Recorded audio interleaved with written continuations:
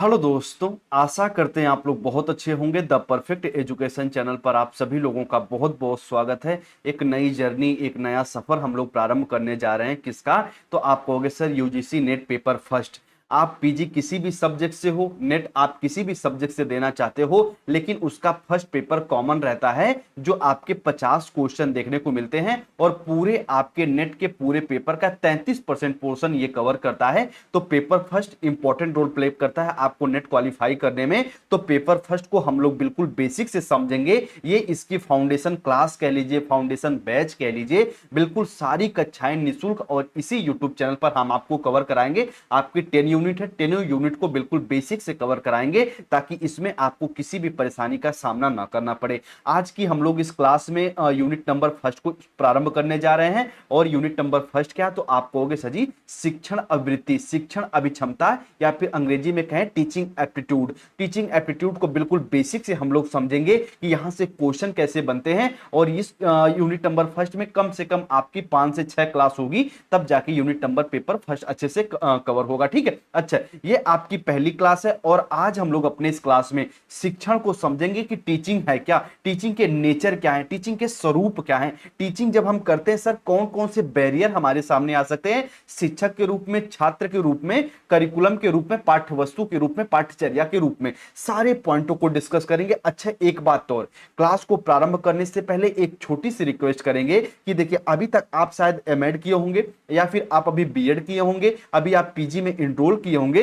तो आपको अपने पीजी में क्या होता है बाबू, आपको कंप्रिहेंसिव टाइप में लिखना होता है, आपको सब्जेक्टिव टाइप में लिखना होता है। लेकिन यूजीसी के पेपर में, नेट के पेपर में आपको मल्टीपल टाइप क्वेश्चन देखने को मिलते हैं, बहुविकल्पी टाइप क्वेश्चन देखने को मिलते हैं। तो यहां पे आपको टिक करना है, यहां पे आपको एक तरीके से कि बिल्कुल व्यापक रूप में, बिल्कुल व्यापक रूप में आपको लिखना नहीं। तो इस प्रकार से आप अपनी तैयारी को धार दीजिए कि जब आपके सामने क्वेश्चन दिखे तो बिल्कुल आप उसे टिक कर ले जाओ। और हमारा पूरे क्लास का ये अप्रोच रहेगा कि अपनी क्लास को थ्योरी तो पढ़ाएंगे, बाकी कैसे क्वेश्चन निकल के आएंगे उनकी भी बात हम लोग करें, ताकि जब आप क्वेश्चन पेपर देखो तो बिल्कुल आपको प्रश्न झलकने लगे, प्रश्न आपको, उत्तर आपको दिखने लगे। ठीक है, तो उम्मीद करते हैं बाबू पूरी पॉइंट को समझेंगे। बेसिक से हायर एजुकेशन है, अच्छे से मन लगा के पढ़िए, बहुत ही इंटरेस्टेड ये आपका पेपर होने वाला। ठीक है, यूजीसी नेट पेपर फर्स्ट को हम लोग बात करने जा रहे हैं। चलिए क्लास की शुरुआत करते हैं। ये पहली क्लास थी, इतना आपको इंस्ट्रक्शन देना थोड़ा सा जरूरी था। ठीक है, आइए सबसे पहले हम लोग क्लास की शुरुआत करते हैं। ईमानदारी पूर्वक पूरी क्लास को देखेगा कि आपका शिक्षण सर होता क्या है, पेपर का नाम क्या है। तो आप कहोगे सर शिक्षण एवं शोध अभिक्षमता, शोध अभियोग्यता। ठीक है, टीचिंग एंड रिसर्च एप्टीट्यूड। आपके पेपर का जब नाम ही बाबू शिक्षण है तो पहले शिक्षण को पेपर फर्स्ट में अच्छे से समझ लीजिए। और यूनिट नंबर फर्स्ट का नाम क्या है? Teaching aptitude. तो यहां पे टीचिंग को आप अच्छे से समझ लीजिएगा। तो सबसे पहले अगर हम लोग शिक्षण के अर्थ की बात कर लें तो कहोगे सर इसके अर्थ, इसका मतलब ही होता है क्या? तो कहोगे सर सिखाना। अच्छा ठीक है, ये तो साइड में रखिए। लेकिन कहते हैं सर शिक्षण होता क्या है, तो इसको हम किसी दूसरे एग्जाम्पल देके इसको प्रूफ करें। मान लीजिए दुनिया का कोई संगठन हो, दुनिया का कोई व्यक्ति हो, कोई पर्सन हो, चाहे वो स्त्री हो पुरुष हो, अगर उसको डिफाइन करना हो तो आप उसके उद्देश्यों से उसको डिफाइन करते हो, उसके कार्यों से उसको डिफाइन करते हो। तो भैया शिक्षण के भी कुछ ना कुछ सर उद्देश्य हैं, इसके कुछ ना कुछ ऑब्जेक्टिव हैं। एग्जाम्पल के तौर पे जैसे अगर हम कहें सर शिक्षण के क्या ऑब्जेक्टिव होते हैं, टीचिंग के क्या ऑब्जेक्टिव होते हैं सर, तो हम कहेंगे बाबू अधिगम। क्या कहेंगे सर? अधिगम। टीचिंग का जो अल्टीमेट उद्देश्य होता है, इसका अंतिम उद्देश्य होता है, एकमात्र उद्देश्य क्या होता है? तो कहोगे सर अधिगम को डेवलप करवाना, एक बालक में अधिगम के उच्चतम स्तर को ले जाना ही शिक्षण का प्रमुख अर्थ होता है। एक बालक में वांछनीय परिवर्तन लाना ही शिक्षण का प्रमुख अर्थ होता है। अब कहोगे सर शिक्षण के बारे में तो इतना हम समझ गए, लेकिन शिक्षण के स्वरूप को समझा दीजिए।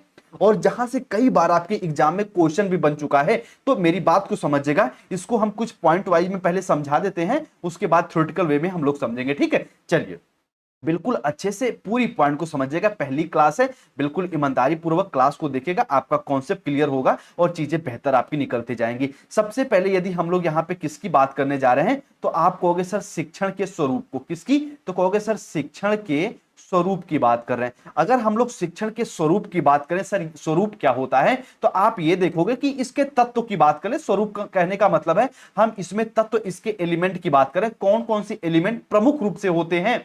वैसे त्रिध्रुवी प्रक्रिया है आपका कि चतुर्ध्रुवी प्रक्रिया है, लेकिन यहां पे हम मेन एलिमेंट की बात करेंगे। तो एक तो आपके कौन से हो जाते हैं शिक्षण में, तो कहोगे सर शिक्षक, ये तो भैया होते ही होते हैं। उसके साथ साथ एक आपके कौन होते हैं, तो आप कहोगे सर इसमें होते हैं हमारे विद्यार्थी। कौन, तो कहोगे सर इसमें होते हैं हमारे विद्यार्थी। अच्छा, इन दोनों के मध्य होता क्या है, तो आप कहोगे सर इंटरेक्शन होता है, सर अंतःक्रिया होता है। क्या, तो आप कहोगे सर अंतःक्रिया होता। अब आप एक पॉइंट को समझिएगा कि शिक्षण के स्वरूप में, शिक्षण के तत्वों में प्रमुख रूप से कौन लोग रोल प्ले करते हैं। सर जी एक हमारे शिक्षक और एक हमारे विद्यार्थी, जिसे छात्र छात्रा कह लें, और इन दोनों के मध्य क्या होता है सर, अंतःक्रिया होती है। तो उम्मीद करेंगे इतने पॉइंटों को समझेंगे, और इसी पूरे प्रोसेस को हम क्या कहते हैं सर, शिक्षण का स्वरूप कहते हैं, टीचिंग, नेचर ऑफ टीचिंग कहते हैं। इतना आप लोग इसको समझिएगा। अच्छा एक पॉइंट और, सर यहां पे विद्यार्थी का उद्देश्य क्या होता है, तो आप कहोगे सर अधिगम। क्या, विद्यार्थी का कार्य कह लें, उद्देश्य कह लें, अधिगम होता है। और जबकि शिक्षक का उद्देश्य कार्य क्या होता है, आप कहोगे सर शिक्षण। आप क्या कहोगे सर, शिक्षण। ठीक है, और इसी अधिगम को, इसी विद्यार्थी को हम क्या कह देते हैं सर, अधिगम करता कह देते हैं, लर्नर कह देते हैं। तो उम्मीद करेंगे ये शिक्षण के स्वरूप को आप लोग समझेंगे। अगर आपके एग्जाम में क्वेश्चन बनता है शिक्षण के स्वरूप, तो इसमें आपको इस प्रकार से देखने को मिल जाएगा कि उसमें शिक्षक हो, विद्यार्थी हो, या फिर शिक्षण अधिगम करता अधिगम हो, तो आप इसको टिक लगाओगे। बाकी जैसे यूनिट समाप्त होगी हम इसके एमसीक्यू को भी अच्छे से कवर कराएंगे। ठीक है, चलो तो उम्मीद करते हैं ये टीचिंग के बारे में इतना आप लोग समझ गए होंगे। टीचिंग है क्या, टीचिंग एक सामाजिक प्रक्रिया है जो बालक में अधिगम उत्पन्न करती है, जो बालक में वांछनीय परिवर्तन, वांछनीय मतलब गुड बिहेवियर डेवलपमेंट करवाती है। ठीक है, टीचिंग का नेचर क्या है, तो टीचिंग में सर शिक्षक और विद्यार्थी दोनों मिलकर अंतःक्रिया करते हैं, दोनों मिलकर अंतःक्रिया करते हैं। उसके परिणाम स्वरूप क्या होता है, बालक में वांछनीय परिवर्तन होता है। ये आपका हो गया शिक्षण का स्वरूप। उम्मीद करते हैं इतने पॉइंटों को समझेंगे। अब हम लोग कुछ शिक्षाविद के अकॉर्डिंग टीचिंग के कुछ डिफिनेशन को समझ लेंगे, थोड़ा सा कॉन्सेप्ट और क्लियर हो जाएगा। ठीक है, आइए सबसे पहले यहां पे गेज की बात को समझे। गेज क्या कहते हैं टीचिंग के बारे में, कि शिक्षण एक प्रकार का पारस्परिक प्रभाव है जिसका उद्देश्य दूसरे व्यक्ति के व्यवहारों में वांछनीय परिवर्तन लाना। यहां पे व्यक्ति का कहने का मतलब है बाबू, यहां पे आपके छात्र से बात कर रहा है कि टीचिंग है क्या, तो एक छात्र में, एक अध्यापक द्वारा एक छात्र में वांछनीय परिवर्तन ला देना, अच्छे परिवर्तन ला देना, चाहे उसका सोशल डेवलपमेंट हो, इमोशनल डेवलपमेंट हो, कॉग्निटिव डेवलपमेंट हो, इन सबका विकास करवाना ही टीचिंग का प्रमुख उद्देश्य होता है। अकॉर्डिंग टू कौन, तो आप कहोगे सर गेज। ठीक है, इसी के बारे में रॉयंस क्या कहते हैं, इनकी बात को भी समझ लीजिएगा। रॉयंस कहते हैं कि दूसरों को सीखने के लिए दिशा निर्देश देने और अन्य प्रकार से उन्हें निर्देशित करने की प्रक्रिया को ही शिक्षण कहा जाता है। जैसे एग्जाम्पल के तौर पे एक अध्यापक है, अपने वो बालक को, अपने वो छात्र को, अपने विद्यार्थी को निर्देश दे रहे हैं।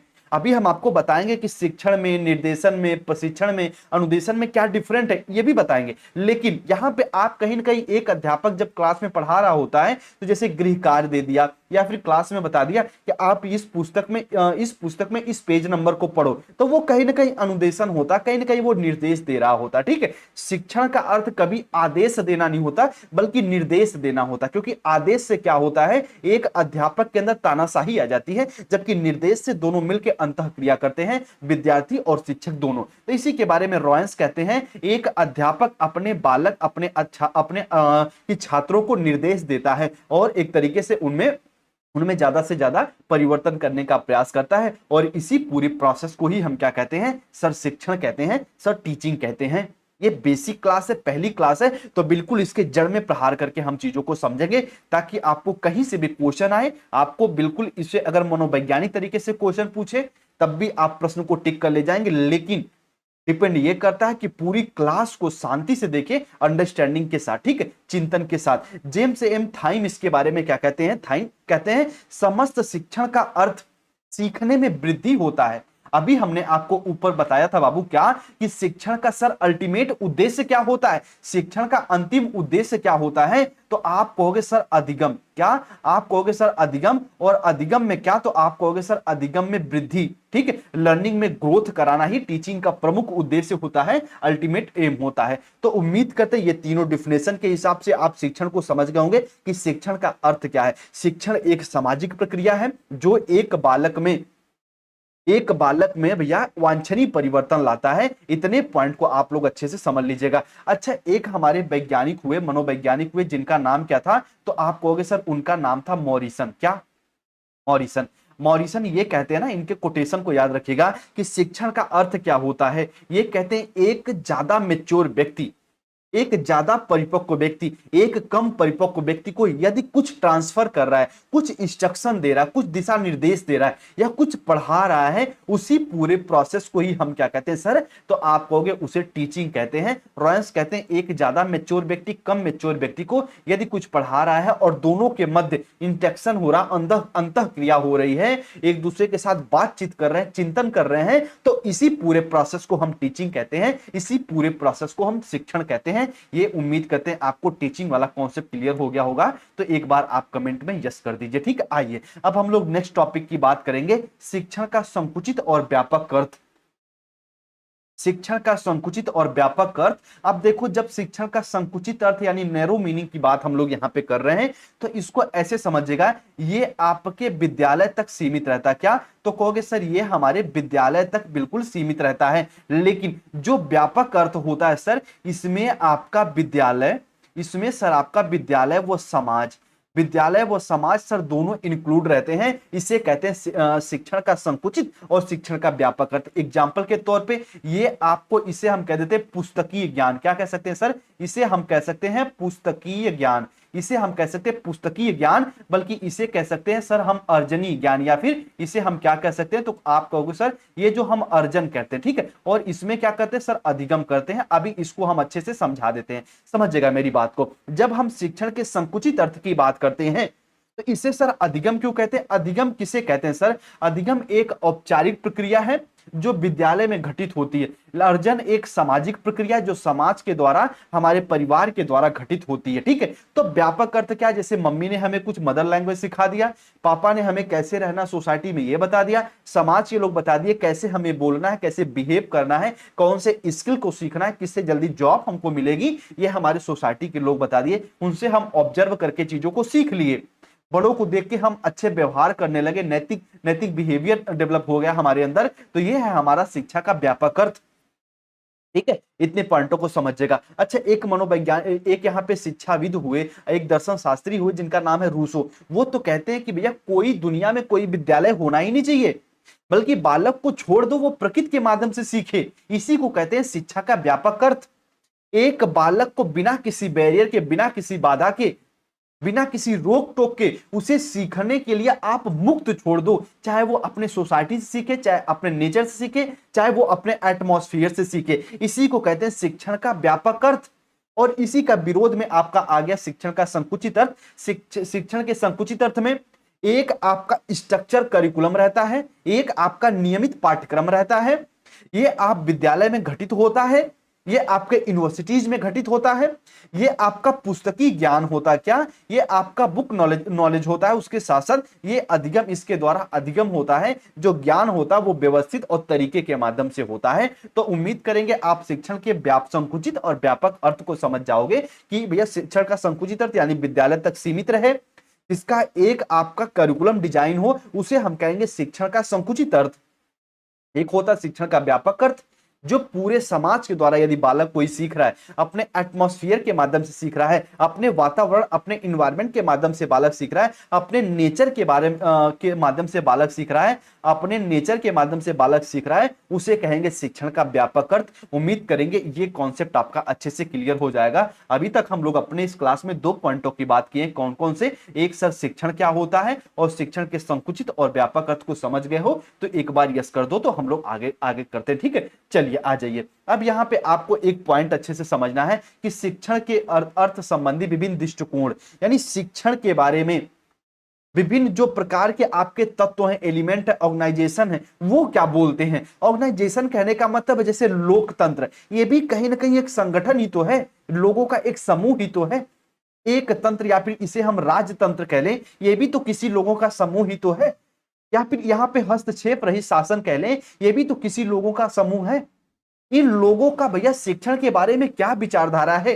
या कभी कभी एग्जाम में आपके क्वेश्चन पूछता है एक तंत्र में शिक्षण का अर्थ क्या है, इसमें हम ये कहेंगे कि इसमें किसका बोलबाला रहता है, तो आप कहोगे सर शिक्षक का। किसका? आप कहोगे सर इसमें शिक्षक का बोलबाला रहता है। और लोकतंत्र में किसका बोलबाला या किसका वर्चस्व रहता है, तो आप कहोगे सर शिक्षक का। आप शिक्षक के साथ साथ किसका, तो आप कहोगे सर प्रमुख छात्र का। ठीक है, लेकिन आपके लोकतंत्र में प्रमुख रूप से छात्र ही मेन होते हैं। इसी में आपका जो चाइल्ड सेंटर्ड एजुकेशन है, जिसे शॉर्ट फॉर्म में हम लोग सीसी के नाम से जानते हैं, ये लोकतंत्र में ही घटित हो पाता है। ठीक है, ये पॉइंट आप समझिएगा। यानी एक बालक की डिजायर, एक बालक की इच्छा, एक बालक की जो उसकी क्षमता है, जो उसकी एबिलिटी है, जो उसको ध्यान में रख के एजुकेशन प्रोवाइड करो, तो ये है आपका भैया लोकतंत्र में शिक्षण। ये पॉइंट अच्छे से समझिएगा। अच्छा, यहाँ पे हस्तरेप की रहित कि आपका शासन में शिक्षण, जैसे इसके प्रमुख समर्थक आपके कौन है, तो आप कहोगे सर जी जैसे मान लीजिए आपके किंडरगार्टन हो गए। ठीक है, ये पद्धति आपकी हो गई। आपके फ्रॉबेल भी इस पे बहुत ज्यादा समर्थन देते हैं। यानी जो खेल विधि है, जो ह्यूरिस्टिक विधि है, एक बालक को किसी प्रकार से उसके कार्यों में आप हस्तक्षेप नहीं करोगे, बल्कि उसे आप स्वतंत्र छोड़ दोगे, तो ये आपकी हो गई हस्तक्षेप रहित शासन में शिक्षण का अर्थ। अच्छा, एक तंत्र में जो अध्यापक होता है उसी के अकॉर्डिंग पूरी शिक्षा व्यवस्था मूव करती है, उसी के अकॉर्डिंग पूरे करिकुलम चलते हैं। एग्जाम्पल के तौर पे एक बालक को हिस्ट्री पढ़ना पसंद नहीं है, लेकिन एक तंत्र शिक्षण में उसको हिस्ट्री पढ़ाया जाएगा। क्यों? क्योंकि वहां अध्यापक की मर्जी चल रही है। लेकिन यही लोकतंत्र में क्या हो जाता है, बालक को ध्यान में रख के आप शिक्षण प्रोवाइड करोगे। बालक को हिस्ट्री नहीं पढ़ना है तो बिल्कुल उसे हिस्ट्री नहीं पढ़ना है, जो सब्जेक्ट पढ़ना आप उसे वो पढ़ाओगे। इसीलिए कहते हैं कि जो आपको डेमोक्रेसी में सीसी का उपयोग होता है, चाइल्ड सेंटर्ड एजुकेशन का उपयोग होता है, इंक्लूसिव एजुकेशन का उपयोग होता है। ये पॉइंट को याद रखिएगा। और हस्तक्षेप रही में अध्यापक और छात्र मिलकर तो कार्य करते हैं, लेकिन बालक को, जो विद्यार्थी होते हैं, उनको प्रमुख रूप से स्वतंत्र छोड़ दिया जाता है। उनको बिल्कुल फ्री छोड़ दिया जाता है कि आप जाओ अपनी गति के माध्यम से, अपनी क्षमता के माध्यम से चीजों को सीखिए। ठीक है बाबू, इतने पॉइंटों को समझिएगा। तो ये विभिन्न दृष्टिकोण हो गए। एक तंत्र में शिक्षण के अर्थ के बारे में हम लोग समझे। इसमें एक अध्यापक तानाशाही के रूप में होता है, जो वहां के देश काल की परिस्थिति होती है, प्रमुख रूप से वो बालकों पे थोप दी जाती है। चिंतन उसमें कम से कम करने का मौका दिया जाता है। लोकतंत्र में चिंतन करने का अधिक मौका दिया जाता है। एक बालक के इर्द गिर्द ही पूरी शिक्षा व्यवस्था घूमती है। यही हस्तक्षेप रहित में एक अध्यापक सिर्फ बालक का एक तरीके से उसके फैसिलिटेटर का कार्य करता है, उसके लिए सहयोगी का कार्य करता है, सुविधा दाता का कार्य करता है। ये पॉइंट को आप लोग समझ लीजिएगा, हस्तक्षेप रहित शासन में शिक्षण कैसी होती है। ठीक है, तो ये पॉइंट भी अच्छे से आप लोग समझिएगा। उम्मीद करते हैं इससे भी आप समझेंगे। 3 पॉइंट इंपॉर्टेंट ही। अब यहाँ पे एक टॉपिक आपके सिलेबस के अकॉर्डिंग भी हम लोग चल रहे हैं, तो पूछ लेता है आपको कई बार कि जो शिक्षण है वो कला है, आर्ट है या फिर साइंस है सर। तो इसको आपको समझने के लिए एक पॉइंट को समझना पड़ेगा। जैसे एग्जाम्पल के तौर पे मान लीजिए यहाँ पे हम लोग एक अध्यापक को ले रहे हैं, एक अध्यापक जिसका नाम क्या है, तो आप कहोगे सर राम। ठीक है, राम भी अपने आप में पूरे समाज को शिक्षित ही करके गए, तो हम लोग राम को लेके एग्जाम्पल समझते हैं। ठीक है, अच्छा, राम अपने क्लास में जाते हैं तो वो कैसे पढ़ा रहे हैं, उनकी स्वर में कैसे उतार चढ़ाव आ रहा है। क्लास में एक जगह खड़े होकर पढ़ा रहे हैं, क्लास में घूम के पढ़ा रहे हैं, जो कमजोर बालक है उनके साथ कैसा बिहेव कर रहे हैं, और इस प्रकार की जो एक्टिविटीज है, यानी राम का जो पूरा बिहेवियर है क्लासरूम में, उसे कहते हैं भैया टीचिंग आर्ट। लेकिन वही राम जो है अपने उसी क्लासरूम में एक वैज्ञानिक विधि का प्रयोग कर रहे हैं, साइंटिफिक मेथड का प्रयोग कर रहे हैं, एक करिकुलम का प्रयोग कर रहे हैं। सर एक वही राम जो है वो एक पाठ्यक्रम का प्रयोग कर रहे हैं। किसका? तो आप कहोगे सर वो एक करिकुलम, एक पाठ्यक्रम को फॉलो कर रहे हैं। तो इसलिए माना जाता है कि शिक्षण कला भी है और शिक्षण आपका एक तरीके से साइंस भी है। तो आपके ऑप्शन में बोथ करके दिखेगा कि क्या टीचिंग आर्ट है, तो आप आर्ट को भी यस लगाओगे। क्या टीचिंग साइंस है, साइंस को भी यस लगाओगे। क्यों? क्योंकि जब हम अपने क्लासरूम में एक स्ट्रक्चर, एक डिजाइंड करिकुलम का उपयोग करते हैं, तो वो आपका क्या है सर, विज्ञान। क्योंकि विज्ञान क्या कहता है, हम किसी भी चीज को संगठित तरीके से सीखेंगे, क्रमबद्ध तरीके से सीखेंगे। लेकिन वही अध्यापक जब अपने क्लास में अपने हाव भाव के माध्यम से, अपने चेहरे के एक्सप्रेशन के माध्यम से बालकों के सामने तरह तरह के एग्जाम्पल्स ला के दे रहा है, अपने पढ़ाने के जो टीचिंग स्किल का उपयोग कर रहा है, उसे हम लोग कहते हैं टीचिंग आर्ट। ठीक है, ये पॉइंट को आप लोग समझिएगा। इसे कहते हैं शिक्षण एक कौशल भी है।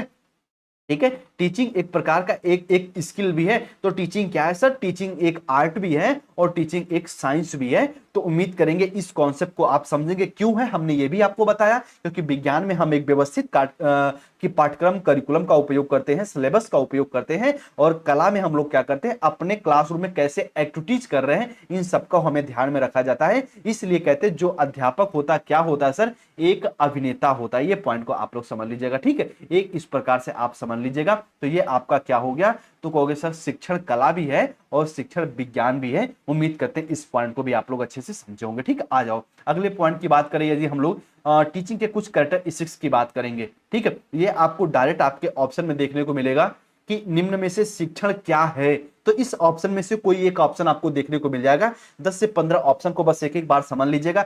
अच्छा शिक्षण यानी गुड टीचिंग की यहां पे बात किया जा रहा है। शिक्षण की विशेषता में हम लोग यहां पे अच्छा लगा के इसलिए समझ रहे हैं कि अच्छे टीचिंग के माध्यम से अधिगम ज्यादा से ज्यादा होगा। ठीक है, तो यहां पे गुड टीचिंग जो है, सीखने में पथ प्रदर्शन में योग्यता होती है। एग्जाम्पल के तौर पर एक बालक को गाइडेंस प्रोवाइड कर सकते हो।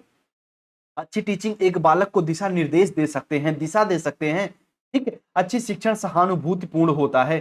बिल्कुल बालक को हर कंडीशन में आप उसको सिंपैथी दोगे, ये इंपॉर्टेंट है बाबू। अगर वो फेल भी हो गया तो आप उसका साथ दोगे। अच्छा शिक्षण सहयोगी होता, बिल्कुल आप उसके साथ मिलजुल के कार्य करोगे, अंतः क्रिया करके कार्य करोगे, और उसके साथ आप एक बालक को हमेशा गुड टीचिंग में उसको सुझाव देते रहोगे। आपको ये पढ़ना चाहिए, अभी ये आपको स्किप करके इस टॉपिक पे ध्यान देना चाहिए, अभी आपका मिड टर्म का एग्जाम आ रहा है तो आपको इस टॉपिक पे ज्यादा ध्यान देना चाहिए। तो एक अच्छा शिक्षण हमेशा एक बालक को सुझाव देता रहता है। ये भी पॉइंट को समझिएगा। ठीक है, ये जनतंत्री होते हैं, डेमोक्रेटिक होते हैं। जैसे डेमोक्रेटिक का मतलब होता है अध्यापक अपनी इच्छा को बालक पे थोपेंगे नहीं, बल्कि बालक की क्षमता, बालक की रुचि, बालक की अभिक्षमता को ध्यान में रख के हम टीचिंग प्रोवाइड करेंगे। इसी को कहते हैं अच्छा शिक्षण एक जनतंत्री होता है। Good teaching is a democratic, ये पॉइंट को याद रखिएगा। ठीक है, आइए, अच्छा शिक्षण प्रेरणादायक होता है, बिल्कुल एक बालक को हमेशा मोटिवेट करके रखेगा। सुनियोजित प्लानिंग के साथ होता है, कौन सी वांछनीय चीज पढ़नी है, कौन सी नहीं पढ़नी है। क्योंकि जब शिक्षा शब्द आता है बाबू ना, याद रखेगा मेरी बात को, जब शिक्षा शब्द आता है तो इसमें सबसे ज्यादा जो प्रॉब्लम क्रिएट होकर यही आ जाती है कि सर शिक्षा का अंत कहां है। तो कहोगे सर शिक्षा का कोई अंत नहीं है। इसीलिए तो विद्यालय का यहां पे निर्माण किया गया, ताकि विद्यालय में एक व्यवस्थित शिक्षा दी जा सके, एक व्यवस्थित बालक में स्किल डेवलप की जा सके। तो अच्छा शिक्षण क्या होता है, नियोजित होता है, वेल प्लान्ड होता है। ये पॉइंट को समझिएगा। इसमें प्लानिंग के साथ हम लोग बालक में अधिगम डेवलप करते हैं। ठीक है, अच्छा शिक्षण बालक के अनुभवों को मान्यता देता है, जो उनका प्री नॉलेज है उनके बारे में भी बालक को मान्यता दिया जाता है। जैसे अगर बालक जो है कि अपने मदर लैंग्वेज के माध्यम से किसी चीज को एक्सप्रेस कर रहा है, तो आप उसके क्लास में उसका समर्थन करिए, यूनिवर्सिटी में उसका समर्थन करिए। तो ये पॉइंट है कि अच्छा शिक्षण जो बालक या छात्र, अध्यापक, बालक बालिकाएं हैं, उनके अनुभव को मान्यता देते हैं।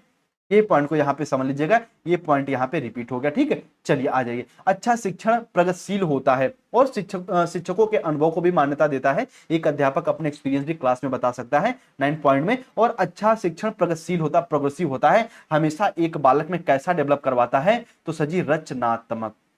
रचनात्मक कैसा, तो आप कहोगे सर कंस्ट्रक्टिव डेवलप करवाता है, सर रचनात्मक डेवलप करवाता है। इस पॉइंट को याद रखिएगा। ठीक है, अच्छा शिक्षण कठिनाइयों का निदान करता है, बिल्कुल जो बालक में समस्या आ रही है, उपचारात्मक के माध्यम से आप उसको समझोगे, उसके बाद आप उसका निदान कर दोगे। ये भी पॉइंट है। ठीक है, उसका उपचार भी आप करोगे। ठीक है, ये एक रेमेडियल होता है। आत्मविश्वास उत्पन्न करता है। अच्छा शिक्षण, बिल्कुल बात सही है। आत्मविश्वास 2 पॉइंट पे डेवलप करवाता है, एक तो टीचर पे और एक आपके स्टूडेंट पे। ठीक है, एक टीचर के वे में भी आपको आत्मविश्वास, जैसे एग्जाम्पल के तौर पर आपने बालक को पढ़ाया और बालक उसका पढ़ के उसको समझ गए, उसका आपने क्वेश्चन पूछा, आपके क्वेश्चन आंसरिंग किए, बालक उसका उत्तर दे दिए, तो स्वाभाविक सी बात है भैया, यहां पे सेल्फ कॉन्फिडेंस डेवलप होगा। और एक बालक यदि एक अध्यापक से चीजों को सीख रहा है तो एग्जाम के प्रति उसका आत्मविश्वास डेवलप होगा। तो अच्छा शिक्षण हमेशा आत्मविश्वास डेवलप करता है, इस पॉइंट को आप याद रखिएगा, ठीक है। अच्छे शिक्षण में हमेशा मूल्यांकन होता है, और मूल्यांकन सत्र के लास्ट में नहीं होता, बल्कि ये सत्र के मध्य और सत्र के पहले और सत्र के बाद भी होता है, यानी ये 3 वे में चलता है। इसीलिए इसको क्या बोलते हैं, तो आप कहोगे सर सीसी बोलते हैं। ये चाइल्ड सेंटर वाला सीसी नहीं है, ये कंटिन्यूअस कंप्रिहेंसिव इवैल्यूएशन वाला सीसी है। इस पॉइंट को आप लोग समझ लीजिएगा, ठीक है। अच्छा शिक्षण रुचियों और मूल प्रवृत्तियों का विकास करता है। दुनिया का कोई भी बालक हो, ये सारे ऑप्शन बने हुए हैं, तो इसको समझ लीजिएगा। दुनिया का कोई बालक हो बाबू, उसके अंदर कुछ ना कुछ मूल प्रवृत्ति होती है, कुछ न कुछ उसका अंतर ज्ञान होता है, उसकी कोई ना कोई रुचियां होती हैं। तो एक अच्छा शिक्षण, एक अच्छा अध्यापक उनकी रुचियों की पहचान करता है, एक अच्छा प्रोफेसर उनकी रुचियों की पहचान करता है, उसकी उनकी मूल प्रवृत्तियों को डेवलप होने का की मौका देता है। एग्जाम्पल के तौर पे एक बालक है, शुरुआत से ही वो हॉकी का खिलाड़ी बनना चाहता है। किसका, तो आप कहोगे सर वो हॉकी का प्लेयर बनना चाहता है, लेकिन उसे जबरदस्ती मैथ पढ़ाए जा रहे हो, तो भैया वो ना मैथ मैथ का रह जाएगा, ना हॉकी का रह जाएगा। तो अच्छा शिक्षण हमेशा उसकी मूल प्रवृत्तियों को पहचानता है, उसकी क्षमता को पहचानता, उसकी योग्यता को पहचानता है, उसके बाद शिक्षण का कार्य करवाता है। तो 15 नंबर भी इंपॉर्टेंट है। तो ये शिक्षण की कुछ विशेषता हो गई, इसको भी आप लोग उम्मीद करते हैं अच्छे से समझे होंगे। ये भी बेसिक बेसिक पॉइंट है, ठीक है। इसको नोट डाउन कर लीजिएगा, बाद में आप सभी लोग शिक्षण के महत्व की बात करें बाबू, यदि हम लोग इस टीचिंग का इंपॉर्टेंस क्या है।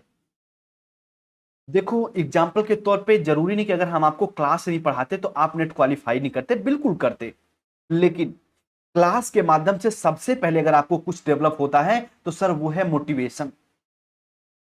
अगर कुछ सबसे पहले डेवलप होता है सर, वो है अभिप्रेरणा। इसी को हम क्या कह देते हैं सर, प्रेरणा। और प्रेरणा प्रमुख रूप से 2 प्रकार की होती है, इंटरनल और एक्सटर्नल, यानी आंतरिक प्रेरणा और बाह्य प्रेरणा।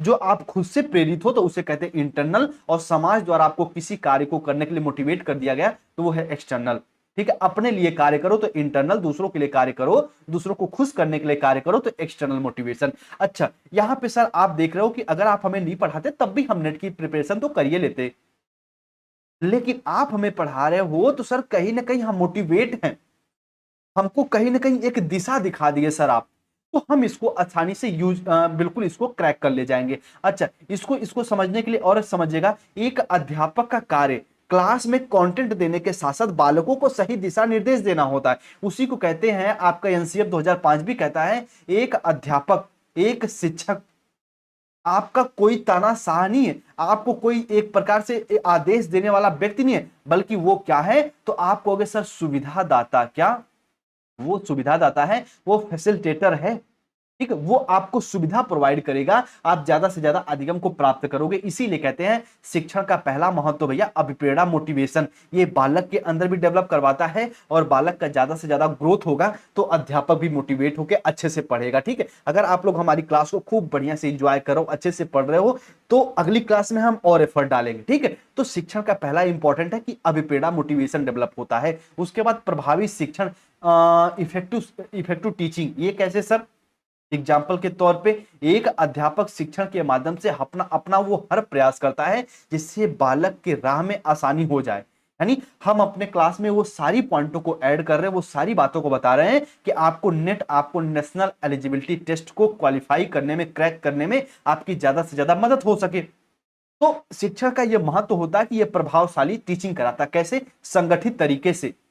कैसे, तो आप कहोगे सर संगठित तरीके से छात्र अध्यापक प्रशिक्षण, जो हमारे पीपल टीचर होते हैं, जो अभी भावी अध्यापक है, इसी को आप समझ सकते हो कैसे, तो कहोगे सर भावी अध्यापक, भावी अध्यापक जो हमारे अध्यापक होने वाले हैं, उनको टीचिंग के माध्यम से हम ट्रेंड करते हैं। चाहे सिमुलेशन टीचिंग हो गया, चाहे आपका माइक्रो टीचिंग हो गया, चाहे अनुरूपी शिक्षण हो गया, चाहे आपका माइक्रो टीचिंग हो गया, ठीक है। और माइक्रो टीचिंग देने वाले कौन थे, उनके प्रमुख प्रवर्तक क्या है, उनका नाम कमेंट में कमेंट कर दीजिए, ठीक है। आइए, शिक्षण क्रियाओं की योजना, प्लानिंग ऑफ टीचिंग एक्टिविटीज के बारे में बात करें। शिक्षण हमेशा क्या करता है कि क्लास में आपको पढ़ाना कैसे है और किस माध्यम से आपको पढ़ाना है, ये आपको शिक्षण बताता है। ये इसका इंपॉर्टेंट है। अपने क्लास में कोई दुनिया का अध्यापक जाता है, वो प्लानिंग करके जाता है, वो योजना बना के जाता है कि कौन कौन से टॉपिक इस क्लास में पढ़ाना है, अगले अगले क्लास के लिए कौन से टॉपिक को छोड़ना है। तो हमेशा भैया एक अध्यापक शिक्षक टीचिंग में एक क्या करता है, योजना बना के जाता। तो शिक्षण का यह महत्व है कि इसमें हम लोग योजना के माध्यम से आगे बढ़ते हैं। ये पॉइंट को समझिएगा। अर्थपूर्ण शिक्षण सामग्री, अभी हमने आपको ऊपर शायद यहीं पे बताया था कि शिक्षा का कोई अंत नहीं है। अगर आपको ये बोला जाए कि बाबू शिक्षा का कोई एक अंतिम रास्ता बताओ, तो कोई रास्ता नहीं है।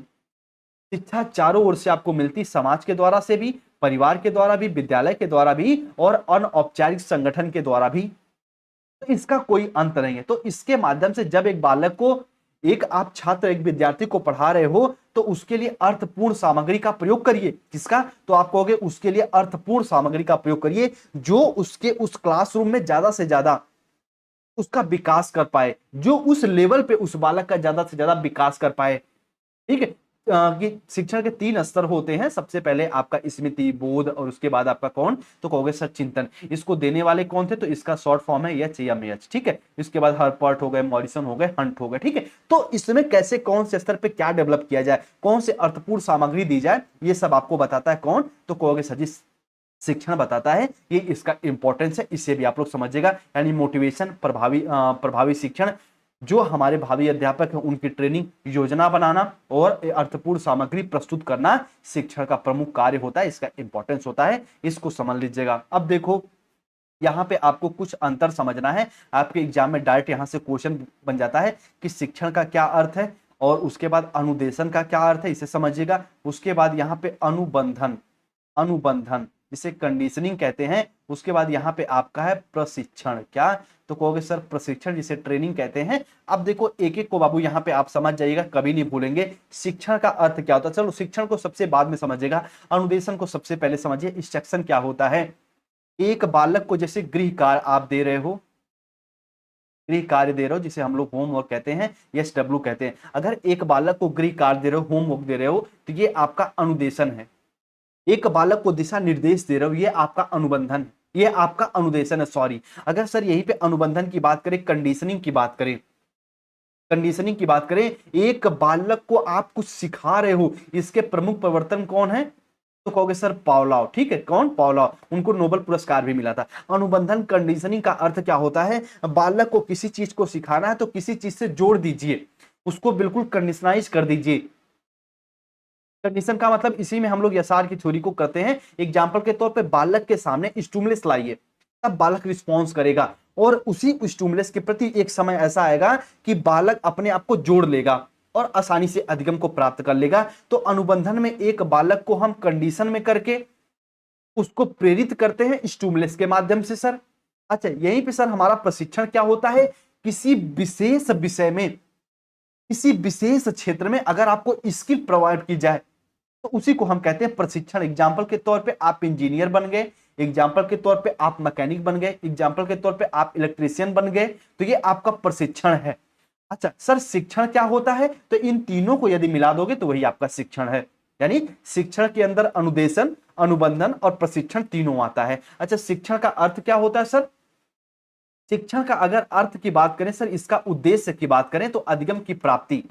अनुदेशन का कभी उद्देश्य ये नहीं होता कि अधिगम की प्राप्ति, अधिगम हो गया तब भी ठीक है, नहीं हुआ तब भी ठीक है।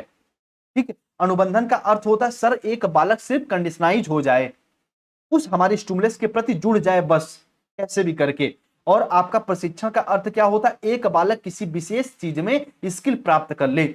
लेकिन शिक्षण का क्या अर्थ होता है? प्रमुख रूप से हम कहेंगे एक बालक को अधिगम हो जाए, एक बालक का ज्यादा से ज्यादा डेवलप हो जाए मुखी क्षेत्र में, हर क्षेत्र में, चाहे वो सोशल, मोरल, नैतिक, नैतिक, कॉग्निटिव, सब सब क्षेत्र में अगर डेवलपमेंट हो जा रहा है तो उसे हम कहेंगे शिक्षण। ठीक है। अधिगम की प्राप्ति करवाना ही शिक्षण का प्रमुख उद्देश्य है। अधिगम का ज्यादा से ज्यादा डेवलप करवाना ही शिक्षण का प्रमुख उद्देश्य है। तो इनमें बेसिक बेसिक अंतर हो गया। अनुदेशन का अर्थ होता है एक बालक को दिशा निर्देश देना, गाइडेंस प्रोवाइड करना। अनुबंधन का अर्थ क्या होता है? कि आपको स्टिमुलस के प्रति, स्टिमुलस को ही क्या कहते हैं? तो कहोगे सर उद्दीपक, उद्दीपक, उद्दीपक के प्रति अनुक्रिया करवाना। ठीक है। ये समझिएगा प्रशिक्षण किसी विशेष विषय वस्तु में एक बालक को ट्रेन करवाना आपके प्रशिक्षण होता है। ये पॉइंट को समझ लीजिएगा। अब हम लोग यहाँ पे कुछ आपके 9 से 10 12 आपके सिद्धांत की बात करेंगे। बस इसमें आप ब्रीफ में समझ लीजिएगा ताकि एग्जाम में अगर क्वेश्चन बनता है कि शिक्षण के प्रिंसिपल क्या होते हैं। ठीक है। और इसी को बोलते हैं शिक्षण के सामान्य सिद्धांत। ठीक है। क्या? तो कहोगे सर सामान्य सिद्धांत। समाज सिद्धांत, जनरल प्रिंसिपल की बात यदि हम लोग करें, ठीक है, या फिर शिक्षण के सिद्धांत की बात करें, निश्चित उद्देश्यों का, हमेशा टीचिंग में एक निश्चित उद्देश्य होते हैं, एक निश्चित करिकुलम के हिसाब से हम चीजों को सीखते हैं।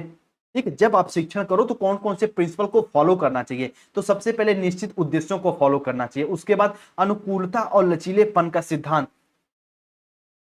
हमेशा आपकी टीचिंग ऐसी होनी चाहिए कि अगर बालक को चीजें ना समझ में आए तो अपनी टीचिंग मेथड्स आप बदल लो, अपने शिक्षण विधियां आप बदल लो, उनमें फ्लेक्सिबिलिटी होनी चाहिए आपके शिक्षण में। सक्रियता का सिद्धांत, सक्रियता मतलब इसमें टीचर और आपके स्टूडेंट दोनों बिल्कुल एक्टिव होने चाहिए, ये प्रिंसिपल आपका कहता है टीचिंग का। ठीक है, जनतंत्री डेमोक्रेटिक आपका बिहेवियर होना चाहिए, बिल्कुल बालक पे तानाशाही वाला रोल प्ले ना करिए, बिल्कुल ऐसा आप ना करिए कि बालक क्लास में भयभीत हो जाए। ठीक है, तो जनतंत्री व्यवहार आप करिए, जनतंत्री डेमोक्रेटिक बिहेवियर करिए। पूर्व अनुभवों का सिद्धांत, हर बालक का कोई ना कोई पूर्व अनुभव होता है, प्री एक्सपीरियंस होता है। ठीक है, पहले का एक्सपीरियंस होता है जिसे पास्ट एक्सपीरियंस कह सकते हैं, तो उसमें बालक ज्यादा से ज्यादा सीख सके। ठीक है, आइए, बाल केंद्रित शिक्षा सिद्धांत होना चाहिए, यानी आपकी शिक्षा व्यवस्था कैसी होनी है, चाइल्ड सेंटर्ड होना चाहिए, चाइल्ड सेंटर्ड एजुकेशन पे आधारित होनी चाहिए। व्यक्तिगत विभिन्नता का सिद्धांत, एक अच्छा शिक्षण हमेशा किस सिद्धांत को फॉलो करता है, तो कहोगे इंडिविजुअल डिफरेंस को। दुनिया के दो बालक, दो बालिका, दो विद्यार्थी कभी एक जैसे न सोच सकते हैं, न एक जैसे कभी दिख सकते हैं, न एक जैसे बिहेव कर सकते हैं। एक जैसे दिख सकते हैं लेकिन एक जैसा बिहेव नहीं करेंगे, उनका आईक्यू अलग अलग होगा, इंटेलिजेंट कोशिएंट अलग अलग होगा। तो जब हम उनको पढ़ा रहे होते तो उनके व्यक्तिगत विभिन्नता का ध्यान रखें, ये पॉइंट इंपॉर्टेंट है, इसे भी याद रखिएगा। ठीक है, आइए अगला, वास्तविक जीवन से संबंधित, यानी आप जो भी पढ़ाइए उन्हें वास्तविक जीवन से जोड़ के बताइए। समवाय, को रिलेशन, एक सब्जेक्ट का दूसरे सब्जेक्ट पे प्रभाव होना चाहिए, उसी के साथ सामाजिक का संबंध आपके कॉग्निटिव से होना चाहिए, सामाजिक का संबंध आपके इन्वायरमेंट से होना चाहिए, आपका फिजिकल डेवलपमेंट का संबंध आपके समाज से होना चाहिए, आपके कॉग्निटिव से होना चाहिए। तो ये सारी पॉइंटों को आप समझ लीजिएगा। नियोजन, प्लानिंग के हिसाब से पढ़ाइए। चयन, यानी ऐसे विषय वस्तु का चयन करिए जो अर्थपूर्ण होना चाहिए। प्रभावशाली व्यूह रचना, यानी ऐसे टीचिंग मेथड्स का उपयोग करिए जो बिल्कुल इफेक्टिव हो। व्यूह रचना को ही आप मेथड्स कह सकते हो, टैक्टिक्स कह सकते हो। उचित वातावरण का उपयोग करिए। उचित वातावरण मतलब शांत हो बिल्कुल, बालक उसको अपने घर की तरह समझे, उसमें बालक का ज्यादा से ज्यादा विकास हो सके। उपचारात्मक, बालक की क्या समस्या, क्यों बालक गलती कर रहा है, क्यों बालक या बालिका बार बार फेल हो जा रहे हैं, इस पॉइंट पे जाके आप अपनी टीचिंग को करिए, यानी उपचारात्मक शिक्षण का आप प्रयोग करिए। क्रियाओं का सिद्धांत, कुछ ना कुछ बालक को क्रिया के करके सिखवाइए। और थॉर्नडाइक का तो सबसे इंपॉर्टेंट है अभ्यास। अभ्यास का नियम भैया इंपॉर्टेंट है। एक बालक को अगर आप रिवीजन नहीं कराओगे, एक बालक को यदि आप अभ्यास नहीं कराओगे तो बहुत जल्दी भूल जाएगा। तो अभ्यास का सिद्धांत, ये शिक्षण के कुछ सिद्धांत है, इनको आपको अपने क्लासरूम में फॉलो करना ही करना है। इनको आपको अच्छे समझ लेना है शिक्षण के सिद्धांत के बारे में। ठीक है, चलिए, ये बस आपको थोड़ा थोड़ा इसके बारे में समझ, ताकि अगर यहां से क्वेश्चन आए तो समझ लीजिए कि एक शिक्षण में चयन का सिद्धांत भी होना चाहिए, शिक्षण में नियोजन का भी सिद्धांत होना चाहिए, कोरिलेशन का भी, और वास्तविक जीवन से संबंधित भी होना चाहिए। इतने पॉइंटों को आप समझिएगा। अच्छा, ये तो शिक्षण के सिद्धांत अभी सामान्य पढ़े। मनोवैज्ञानिक सिद्धांत क्या होता है सर? जैसे सबसे पहले शिक्षण का मनोवैज्ञानिक सिद्धांत है रुचियों के अनुसार। किसका? तो कहोगे सर रुचियों के अनुसार, रुचियों के अनुसार। उसके बाद अगला क्या है सर? अभिक्षमता, अभिक्षमता के अनुसार, जो बालक की कैपेबिलिटी है। ठीक है, अभिक्षमता के अनुसार, या अभियोग्यता भी इसे कह सकते हैं। ठीक है, कहीं कहीं अगर इसे अभियोग्यता लिखा मिल जाए तो आप कंफ्यूज मत होइएगा। ठीक है, अभियोग्यता, अभियोग्यता के अनुसार। ठीक है, अभियोग्यता के अनुसार, यानी आपका टीचिंग कैसा होना चाहिए, एक बालक के रुचियों के अनुसार, उसके इंटरेस्ट बेस पे होना चाहिए, उसकी क्षमता कैसी है, उसके व्यक्तिगत विभिन्नता पे। मनोवैज्ञानिक तरीका यही तो कहता है, इसी को हम लोग डेमोक्रेटिक मेथड भी कहते हैं। एक बालक जो पढ़ना चाह रहा है आप उसे वही पढ़ाइए, ये कहता है शिक्षण के मनोवैज्ञानिक सिद्धांत। और शिक्षण के मनोवैज्ञानिक सिद्धांत फॉलो किसको करते हैं, तो कहोगे सर सीसी को, यानी चाइल्ड सेंटर्ड एजुकेशन को, यानी बाल बाल केंद्रित, बाल केंद्रित शिक्षा को। किसको? तो आप कहोगे सर बाल केंद्रित शिक्षा को, चाइल्ड सेंटर्ड एजुकेशन को। तो शिक्षा के मनोवैज्ञानिक सिद्धांत कहते हैं हम बालक की रुचियों के अनुसार, बालक की क्षमता के अनुसार, बालक की अभियोग्यता के अनुसार हम पढ़ाएंगे। तो ये हो जाता है आपका शिक्षा के मनोवैज्ञानिक आधार। उम्मीद करेंगे इसको भी आप लोग अच्छे से समझेंगे। ठीक है, आइए अगली पॉइंट पे यदि हम लोग बात करें, आज की लास्ट टॉपिक है सर, इसके बाद इसी यूनिट नंबर फर्स्ट को हम लोग टीचिंग एप्टीट्यूड को कंटिन्यू करेंगे। पहले इसमें आज की ये लास्ट टॉपिक है शिक्षण की चुनौती। चैलेंजेस ऑफ टीचिंग क्या आता है, तो इसको तीन पर्सपेक्टिव में आप समझिएगा, तीन पर्सपेक्टिव में, ठीक है। तीन पर्सपेक्टिव में कौन कौन से, सबसे पहले यदि हम लोग बात करें तो ये है आपका शिक्षक, उसके बाद अगला क्या है, तो आप कहोगे सर पाठ्यक्रम, कहोगे सर पाठ्यक्रम, फिर उसके बाद क्या है, तो कहोगे सर विद्यार्थी, उसके बाद विद्यार्थी या इसे हम लोग छात्र कह लें या छात्रा कह लें, ठीक है। चलिए, तो चैलेंजेस कैसे आते हैं एग्जाम्पल के तौर पे, चैलेंजेस का मतलब है कि शिक्षण कब कंप्लीट नहीं हो पाता। तो एग्जाम्पल के तौर पे सबसे पहले यदि बात करें तब कंप्लीट नहीं होगा, तब चुनौती आ जाती है जब अध्यापक का विषय ज्ञान ना हो। क्या, तो आप कहोगे सर जब अध्यापक का विषय ज्ञान ना हो, पहली पॉइंट। और उसी के पॉइंट से जब अध्यापक अपने रुचि के अनुसार ना पढ़ा रहा हो, और उसके साथ साथ अध्यापक जब अपने क्लासरूम में उसका नियंत्रण खो दे। क्या, तो कहोगे सर जब वो अध्यापक अपने क्लासरूम में नियंत्रण खो दे तो हम ये कहेंगे ये शिक्षण में चुनौतियों को डेवलप करवाता है। यानी अगर एक अध्यापक को विषय ज्ञान का अभाव हो, उसका क्लासरूम में उसकी रुचि ना हो, नियंत्रण ना हो क्लासरूम में, तो ये कहीं ना कहीं शिक्षण की चुनौतियां होती हैं। अगर पाठ्यक्रम की बात करें तो आपका पाठ्यक्रम कैसा अगर ना हो तो कहोगे सर अर्थपूर्ण। पहला क्या है बाबू, तो कहोगे अगर आपका पाठ्यक्रम अर्थपूर्ण ना हो तो ये चुनौतियां आएंगी। उसके बाद आपका पाठ्यक्रम बहुत ज्यादा बोझित हो, क्या हो, तो कहोगे सर बहुत ज्यादा बोझिल हो, ये भी पॉइंट इंपॉर्टेंट है, बहुत ज्यादा बोझिल और बहुत ज्यादा बर्डन युक्त हो, तो ये भी चुनौतियों का सामना करते हैं। ये तो चलो फिर भी सेकेंडरी है, दोनों के दोनों ये सेकेंडरी है, लेकिन इसमें जो सबसे ज्यादा इंपॉर्टेंट आपका करता है, इस पॉइंट को समझिएगा, ठीक है, इसमें जो सबसे ज्यादा आपका इंपॉर्टेंट प्ले करता है विद्यार्थी वाला। क्या, तो आप कहोगे सर विद्यार्थी वाला ये कैसे करता है, इसको समझिएगा। जैसे एग्जाम्पल के तौर पे आप इसे ऐसे समझिएगा, एक बालक है, सबसे इंपॉर्टेंट सबसे मेन होता है कि शिक्षा में चुनौतियां कब आती, जब बालक की विषय वस्तु में रुचियां ही नहीं है, रुचियां ही नहीं है तो वो शिक्षण में चुनौतियां आएंगी, क्लास में बालक रुकेगा नहीं। और उसके बाद जब बालक का आईक्यू कम हो, क्या कहोगे सर जब बालक का आईक्यू कम हो तो कहीं ना कहीं वो एक अध्यापक को चुनौतियां फेस करना पड़ेगा। और उसके साथ साथ इसी को हम अभिक्षमता का उपयोग कर सकते हैं, जब एक बालक की अभिक्षमता कम हो तो ये कहीं ना कहीं शिक्षण में चुनौतियों का कार्य करते हैं। जब बालक की रुचि न हो, बालक की आईक्यू कम हो, बालक की अभिक्षमता कम हो, बालक का विषय वस्तु में मन ही ना लगे, इंटरेस्ट ही ना बने, बालक बिल्कुल अभिप्रेरित नहीं है। क्या, तो कहोगे सर बालक बिल्कुल क्या नहीं है, अभिप्रेरित, यानी मोटिवेट नहीं है, तो ये कहीं ना कहीं बाबू क्या है, तो आप कहोगे सर ये कहीं ना कहीं आपके चुनौती का कार्य करेगा। ये पॉइंट को आप लोग समझ लीजिएगा, ठीक है। तो यहाँ पे आप इसको आप लोग रुचि से समझ लीजिएगा, पहली पॉइंट। और दूसरा आप क्या समझ सकते हैं कि बालक मान लीजिए मोटिवेट नहीं है, क्या है, तो आप कहोगे सर बालक मोटिवेट नहीं है, इस पॉइंट को भी आप समझ लीजिएगा, ठीक है, बालक मोटिवेट नहीं है। और उसके साथ साथ बालक की अभिक्षमता, अभी क्षमता, उस करिकुलम को अडॉप्ट करने की क्षमता नहीं है, तो ये कहीं ना कहीं शिक्षण में चुनौतियों का कार्य करते हैं। अच्छा, एक पॉइंट और पाठ्यक्रम में एक और चीज समझिएगा, टीएलएम यानी टीचिंग लर्निंग मटेरियल्स। यदि आपको शिक्षण सहायक सामग्री अच्छे से नहीं मिल रही है तब भी ये शिक्षण में चुनौतियों का एक तरीके से कहीं ना कहीं चुनौतियां होती हैं, चैलेंजेस होते हैं, ठीक है, समस्या होती है। तो इस प्रकार से ये पहली क्लास यहाँ पे अच्छे से आपकी समाप्त हुई। उम्मीद करते हैं आप पूरी क्लास को अच्छे से समझे होंगे, टीचिंग का अर्थ क्या होता है, टीचिंग का मतलब क्या होता है। तो एक बार आप सभी लोग यस कर दीजिए कि हाँ सर हम इस पूरे पॉइंट को समझ गए हैं, ठीक है। एक बार आप यस कर दीजिए, पूरी क्लास में आप अच्छे से जुड़े, पहली क्लास थी, आप सभी का आभार, खूब बढ़िया तरीके से पढ़िए। देखो बाबू हायर एजुकेशन में बहुत कम लोग जाते हैं, हायर एजुकेशन में वही लोग जाते हैं जो कुछ न कुछ शिक्षा में परिवर्तन करना चाहते हैं, समाज में जाते जाते इस पृथ्वी से कुछ विशेष देने का प्रयास, कुछ विशेष देने की उनकी इच्छा होती है, वही हायर एजुकेशन में जाते हैं। तो आप सभी का स्वागत है, खूब बढ़िया से पढ़िए। बाकी इसकी और स्ट्रेटजी भी हम क्लास में डिस्कस करते रहेंगे। अभी पहले हम लोग सिलेबस को एक बार पहले अच्छे से समझ लेते, ठीक है। ये पहली क्लास थी, इसके बाद इसमें सेकंड क्लास में जैसे औपचारिक अनौपचारिक, उसके साथ साथ आपके शिक्षण के स्तर, शिक्षण के आपके लेवल की बात करेंगे, उसके बाद अवस्था की बात करेंगे, ठीक है। तो ये आपकी सब चीजें हम लोग डिस्कस करने वाले हैं अपने क्लास में। उसके बाद इसी में और भी क्लास आएंगे, टीएलएम आएगा, विषय वस्तु सामग्री आएगी, उसके साथ साथ आपका मूल्यांकन इवेल्युएशन आएगा, तो सारी पॉइंट की बात करेंगे। बाकी आप अगर द परफेक्ट एजुकेशन पर नए हैं तो जुड़ सकते हैं हमारी क्लास के साथ, सब्सक्राइब करके। सारी क्लास हम आपको यूट्यूब पे कराने वाले हैं, और the perfect education Telegram channel है, इसे भी आप ज्वाइन कर सकते हो। कोई आपके मन में कंफ्यूजन, कोई डाउट हो तो आप हमसे पूछ सकते हो। और हाँ, पेपर फर्स्ट के कंप्लीट नोट्स के लिए आप इस नंबर पे संपर्क कर सकते हो। क्लास के साथ साथ नोट्स का भी आप रिवीजन करोगे तो बेहतर हो जाएगा। बिल्कुल आपके एग्जाम को ध्यान में रख के नोट्स बनाए गए हैं ताकि आपका ज्यादा से ज्यादा मदद हो। जो बच्चे हमसे पहले से जुड़े होंगे उनको पता होगा इनका रिवीजन करने से आपको बहुत हेल्प हो जाएगी। तो इस व्हाट्सअप नंबर पे आपको मैसेज करना है और आपको फर्स्ट पेपर का नोट्स ले लेना है। बाकी सेकंड पेपर के लिए हम आपको बेस्ट बुक बता देंगे आपके सब्जेक्ट के अकॉर्डिंग, उसे आप पढ़ते रहिएगा। ठीक है, चलिए आप लोग अपना ख्याल रखिए, जहां पे भी रहिए सेफ सुरक्षित रहिए। आप सभी भाई बहन को जय हिंद, जय भारत।